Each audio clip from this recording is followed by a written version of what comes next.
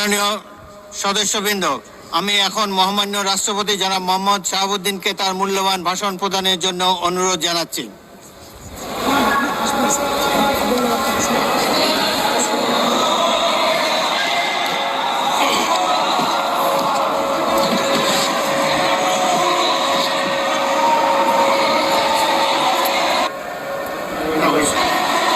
মাননীয়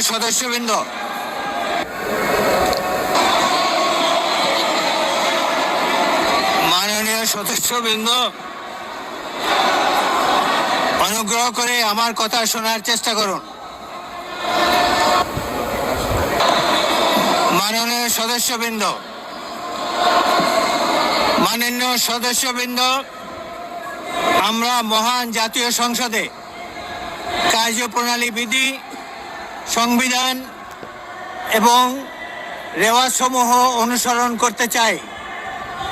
আপনারা এখানে কোনো খারাপ প্রেসিডেন্স উত্থাপন করবেন না।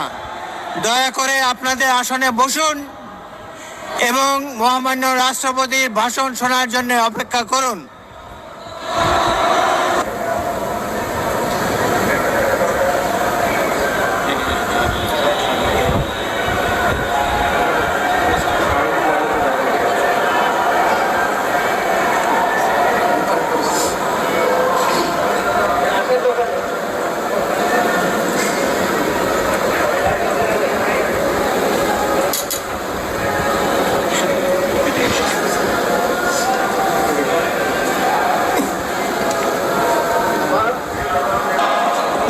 সদস্যবৃন্দ, সংসদের শৃঙ্খলা বজায় রাখুন।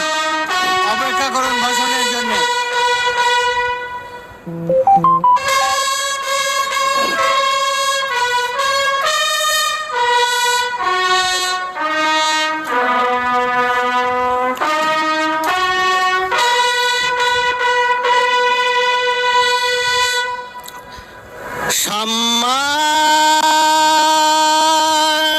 সদস্যবৃন্দ, মহামান্য রাষ্ট্রপতি,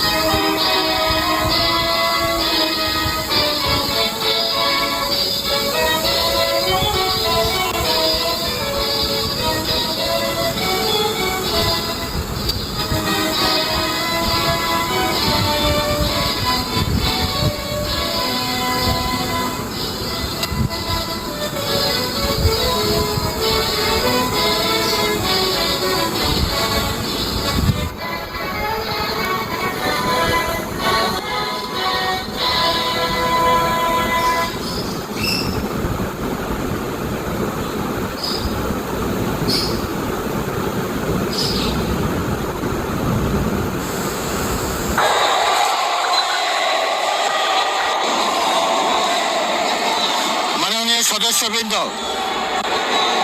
আমি এখন মহামান্য রাষ্ট্রপতি জনাব মোহাম্মদ শাহাবুদ্দিনকে তার মূল্যবান ভাষণ প্রদানের জন্য অনুরোধ জানাচ্ছি।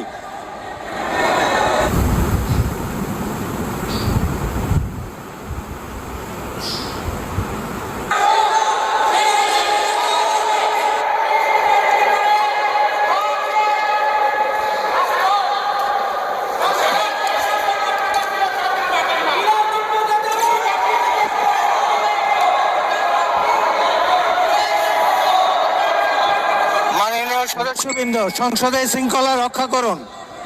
অনুগ্রহ করে নিজের আসনে বসে পড়ুন। রাষ্ট্রপতির ভাষণ শুনুন।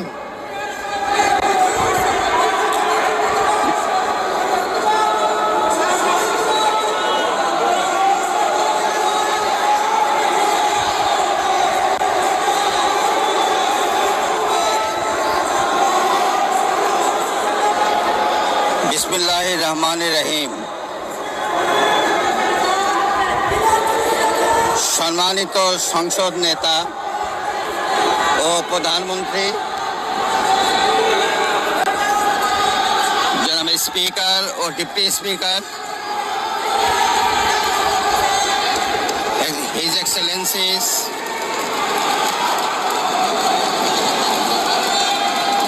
সম্মানিত সংসদ সদস্যবৃন্দ,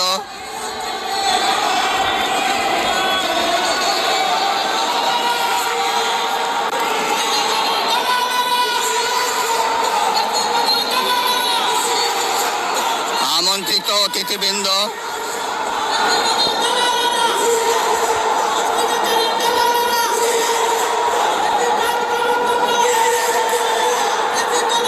প্রিন্ট এবং ইলেকট্রনিক মিডিয়ার সম্মানিত সাংবাদিক বৃন্দ, আপনাদের সবাইকে জানাই আন্তরিক অভিনন্দন ও শুভেচ্ছা।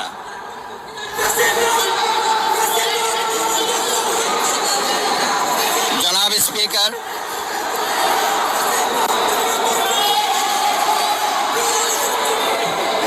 ত্রয়োদশ জাতীয় সংসদের এই উদ্বোধনী অধিবেশনে বাংলাদেশের ইতিহাসের এক ঐতিহাসিক মুহূর্ত। হাজারো শহীদের রক্তের সিঁড়ি বেয়ে দীর্ঘ ১.৫ দশকের ফ্যাসিবাদী শাসনের অবসানের পর একটি শান্তিপূর্ণ, অবাধ, সুষ্ঠু ও নিরপেক্ষ নির্বাচনের মাধ্যমে নির্বাচিত প্রতিনিধিদের নিয়ে এই মহান জাতীয় সংসদের যাত্রা শুরু হয়েছে। ত্রয়োদশ জাতীয় সংসদ নির্বাচনে অংশগ্রহণকারী সকল রাজনৈতিক দল এবং এই নির্বাচন আয়োজনের সঙ্গে সংশ্লিষ্ট সকলের প্রতি আন্তরিক অভিনন্দন। অবাধ, সুষ্ঠু ও নিরপেক্ষ নির্বাচন আয়োজনের জন্য নির্বাচন কমিশন, মাঠ প্রশাসন, আইন শৃঙ্খলা রক্ষাকারী বাহিনী সহ প্রজাতন্ত্রের কর্মচারীদের নিরলস পরিশ্রম এবং নির্বাচনে অংশগ্রহণকারী সকল রাজনৈতিক দল ও ব্যক্তি, আন্তরিক উদ্যোগ এবং সাধারণ জনগণের স্বতঃস্ফূর্ত অংশগ্রহণ গণতন্ত্রের ইতিহাসে একটি উজ্জ্বল দৃষ্টান্ত হয়ে থাকবে।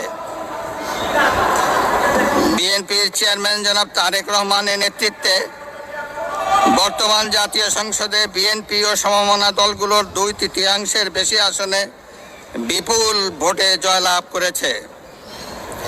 জাতীয় সংসদে একটি শক্তিশালী বিরোধী দলের পাশাপাশি কয়েকজন স্বতন্ত্র সংসদ সদস্য রয়েছেন। আমি এই সংসদে আপনার মাধ্যমে প্রধানমন্ত্রী তারেক রহমান এবং তার নেতৃত্বে গঠিত নতুন সরকারকে আন্তরিক অভিনন্দন জানাচ্ছি। জাতীয় সংসদের সকল সদস্যের প্রতিও রইল আমার প্রাণ ঢালা শুভেচ্ছা ও অভিনন্দন। আমি মহান মুক্তিযুদ্ধের লাখো শহীদ এবং বীর মুক্তিযোদ্ধাদের শ্রদ্ধার সঙ্গে স্মরণ করছি। একই সাথে স্মরণ করছি বীরাঙ্গনা মা বোনদের এবং আমাদের সকল শহীদদের যারা বিভিন্ন গণতান্ত্রিক আন্দোলনে শহীদ হয়েছেন। স্বাধীনতার ঘোষক শহীদ রাষ্ট্রপতি জিয়াউর রহমান বীর উত্তম স্বাধীনতা এবং মুক্তিযুদ্ধের ইতিহাসের সকল নেতার অবদানকেও আমি শ্রদ্ধার সঙ্গে স্মরণ করছি। বাংলাদেশের 3 বারের নির্বাচিত সাবেক প্রধানমন্ত্রী ও বিএনপির সাবেক চেয়ারপারসন দেশনেত্রী বেগম খালেদা জিয়ার অবদানকে শ্রদ্ধার সঙ্গে স্মরণ করছি, যিনি দেশে সংসদীয় গণতন্ত্র প্রতিষ্ঠা করেছেন। গণতন্ত্র প্রতিষ্ঠার লড়াইয়ে প্রতিবার সামনের কাতারে থেকে আপোষহীন নেতৃত্ব দিয়েছেন। জনাব স্পিকার, বাংলাদেশের গণতন্ত্রের ইতিহাসে 2024 সালের জুলাই আগস্ট মাসে ছাত্র জনতার গণ অভ্যুত্থান একটি গুরুত্বপূর্ণ ঘটনা। কোটা সংস্কার আন্দোলন থেকে এক পর্যায়ে এটি ফ্যাসিবাদ বিরোধী আন্দোলনের রূপ নেয়।